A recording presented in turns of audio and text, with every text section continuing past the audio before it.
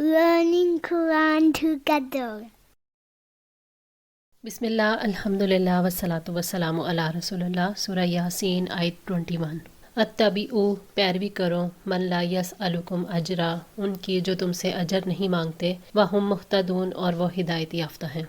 उसने एक शख्स ने कहा कि इस शख्स की पैरवी करो जो तुमसे उजरत तलब नहीं करता, जो तुम्हारा खैर ख्वाह है, तुम्हें उस चीज़ की दावत देते हैं जिसमें तुम्हारे लिए खैर और बरकतें हैं, जिस चीज़ का हुक्म देते हैं उसके सही होने पर अकल गवाही देती है, और जिस चीज़ से रोकते हैं उसके बुरा होने पर भी अकल गवाही देती है। शायद उस शख्स की कौम ने नसीहत कबूल नहीं की, बल्कि उल्टा वो उसे रसूलों की इत्तबा और इखलास पर मुलामत करने लगे थे। वमालिया और क्या है मुझे, ला अबुदुल्लज़ी कि मैं उस हस्ती की इबादत न करूं जिसने फ़तरनी मुझे पैदा किया, व इलैहि तुरजाऊन और उसी की तरफ तुम सब लौटाए जाओगे।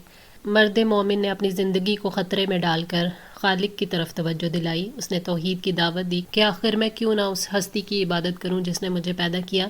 उसने खालिक की तरफ लौट कर जाने की हकीकत को भी वाज़े किया कि मौत के बाद सबको लौट कर उसी के पास जाना है, फिर वो तुम्हारा हिसाब किताब लेगा और तुम्हारे अमाल की तुम्हें जज़ा देगा। जो पैदा करता है, रिज़्क देता है, जो आखिरत में फ़ैसले करेगा, वही ये हक़ रखता है कि उसकी इबादत की जाए। अत्तखिज़ु मिन दूनिही आलिहातन क्या मैं बना लूँ उसके सिवा माबूद, अय्युरिदनिर रहमानु कि अगर रहमान इरादा करे मेरे साथ, बिदुर्रिन किसी नुकसान का, ला तुगनी अन्नी तो ना काम आएगी मुझे, शफ़ाअतुहुम शैआ शफ़ात उनकी कुछ भी, वला युनकिज़ून और ना ही वो मुझे छुड़ा सकेंगे।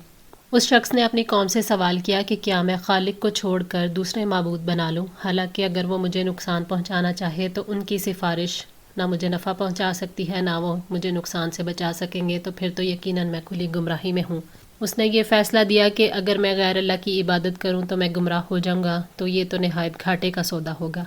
इन्नी इज़न लफ़ी दलाल मुबीन तब यकीनन मैं ज़रूर खुली गुमराही में होऊंगा। यानी अगर मैं बेबस और मोहताज माबूद बना लूँ जो मुझे दुखों और तकलीफ़ों से नहीं बचा सकते, तब तो मैं ज़रूर खुली गुमराही में मुब्तला हो जाऊँगा।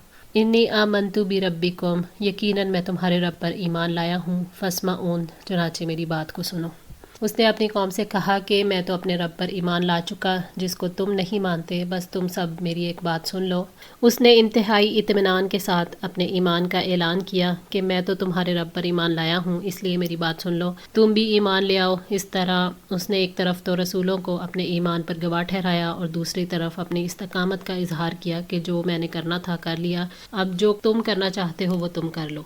हज़रत वहाब बिन मंबा रहमतुल्लाह का कौल है कि जब उस मोमिन बंदे ने उनसे कहा तो वो सारे उस एक आदमी पर उसको कमज़ोर जानते हुए उस पर टूट पड़े, हत्ता कि उसको कत्ल कर दिया और किसी ने भी उसका दिफा न किया।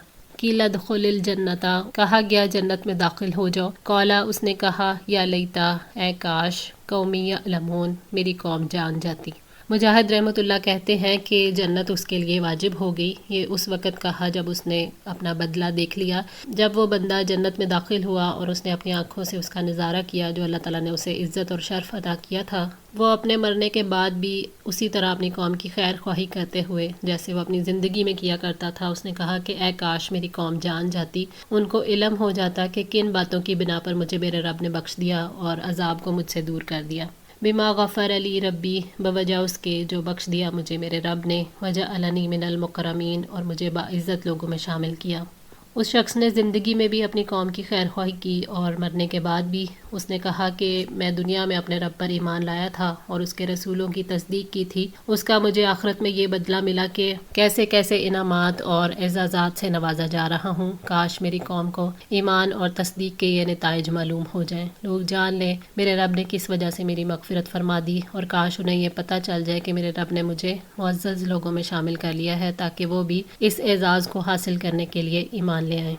वमा अनजलना और नहीं उतारा हमने अला कौमिही उसकी कौम पर, मिन बअदिही उसके बाद, मिन जुंदिम मिनस समाई कोई लश्कर आसमान से, वमा कुन्ना मुनजिलीन और ना ही हम उतारने वाले थे।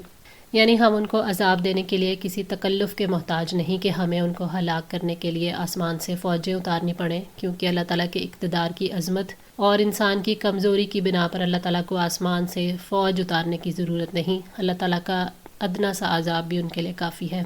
इमाम राज़ी कहते हैं कि उसके बाद आसान तरीन सूरत में उनकी जल्द हलाकत की तरफ इशारा है। وہ اس لیے کہ ان کی ہلاکت کے لیے اللہ تعالیٰ کسی قسم کے لاؤ لشکر بھیجنے کا محتاج نہیں۔ ان لوگوں کے خلاف لشکر کشی نہ کی گئی، بس ایک دھماکے سے سب بجھ کر رہ گئے۔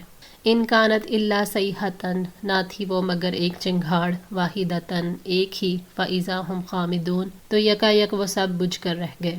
جبریل علیہ السلام کی چنگھاڑ تھی اور وہ سب کے سب مر گئے۔ بغوی نے لکھا کہ انطاکیہ والوں نے جب حبیب کو شہید کر دیا تو اللہ تعالیٰ کا غضب جوش میں آ گیا اور اس نے فوری عذاب ان پر نازل کر دیا۔ جبریل علیہ السلام نے بحکم الہی ایک چیخ ماری جس سے سب مر گئے۔ بادشاہ اپنے محل میں اور رعایا اپنے گھروں میں ایسے فنا ہوئے کہ ان میں سے ایک بھی نہیں بچا۔